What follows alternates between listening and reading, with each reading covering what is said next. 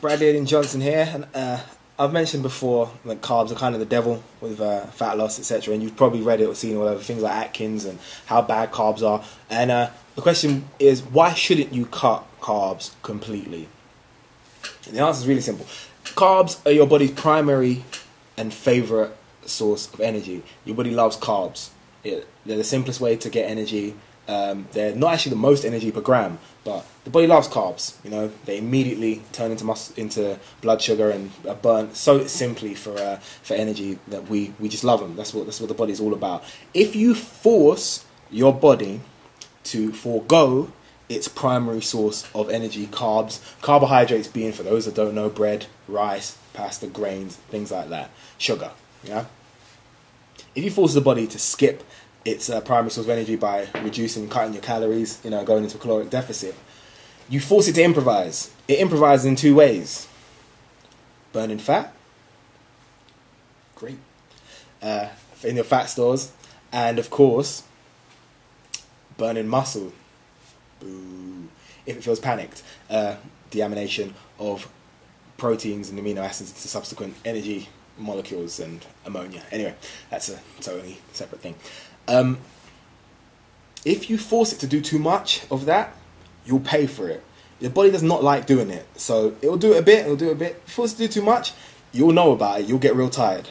It will slow everything down. It will slow your metabolism because it will panic. It'll go to the fat stores, then it will go to the protein stores, then it will go to, you know, your neural center and say, everything slow down, shut everything down, take away energy. And even if you don't notice it, right, because, you know, you might not notice it, you might feel fine, you'll have less energy in the gym. And if you have less energy in the gym, you put less energy into your workouts, you build less muscle, which of course means you have less muscle to build, which means you have less energy to use, which means that your basal metabolic rate, total daily energy expenditure, caloric baseline, whatever words are all the same thing, will immediately decrease. If that decreases, you'll lose less fat again and feel worse and have less muscle. So an all-round negative effect.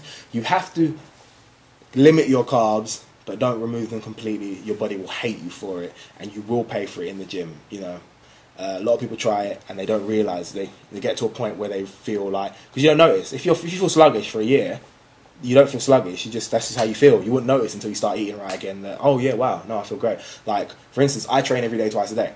I've been doing it for ages. Now, if someone else was to try and train twice a day every day, maybe someone else that doesn't eat so right, they would feel like crap. You know, they'd feel terrible. They'd be starved of energy. They'd be moody probably, etc., etc. Because they don't have that energy. They're not used to it. They're not used to that amount of expenditure.